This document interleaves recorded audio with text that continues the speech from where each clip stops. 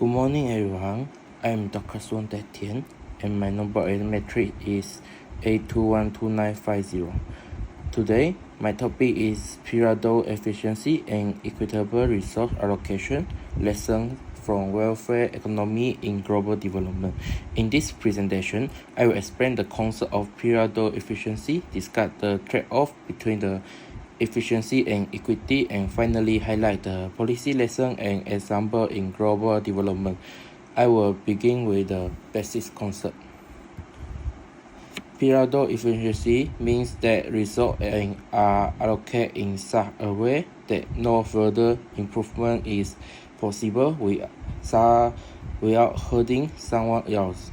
Importantly, it is only about efficiency and does not address fairness and justice. An extremely unequal distribution of income can still be period efficient if no reallocations could improve someone's welfare without reducing another. This is why we must distribute the efficiency from equity.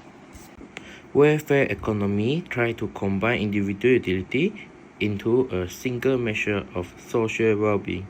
Often to a social welfare function, different approach exist. Utilitarian maximize total utility, while racial theory prioritize the least advantage. The cuddle hit character is often used in policy. Even if a charge is not period improving, it is approvable if winner could in theory compensate the loser, but in practice, compensation is rarely guaranteed. In practice, efficiency and equity are often in conflict.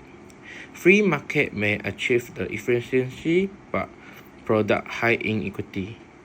Redistributions improve the fairness but can reduce the incentive and efficiency. Welfare economy offers the tool to balance both through the social welfare function, taxation, and transfer. Ultimately, however, these decisions are rooted in society value. How much efficiency are we willing to sacrifice for greater equity? Policymakers rely on measurable indicator, Gini coefficient, and the Laurent curve caption the inequality. Social welfare function can be tailored. Utility maximize the total welfare, while the ratio focus on the poorer. Cost-benefit analysis apply the cuddle hit test. Finally, identify the public goal and externalizations is curve for justifying government intervention. In developing countries, challenges are manifold. Credit and insurance markets are often missing. Information is incomplete, and there are large rural-urban divides. Weak institutions and narrow tax base limit redistribution capacity. Thus, applying welfare economy requires the adapting to real-world frictions and constraints. Common tools include the progressive taxation to narrow inequity, conditional cash transfer that provide immediate support while improving the education and health, and public investment in the basic service. This policy not only address the fairness but also improve the long-term efficiency by building the human capacity and capital. Other strategies involve the well-targeted subsidy that avoid the distorted labor incentive, expanding the financial inclusion through the microfinance, and clarifying the land property right to encourage investment. This helps combine the fairness with the productive growth. Several lessons emerging from global development experience.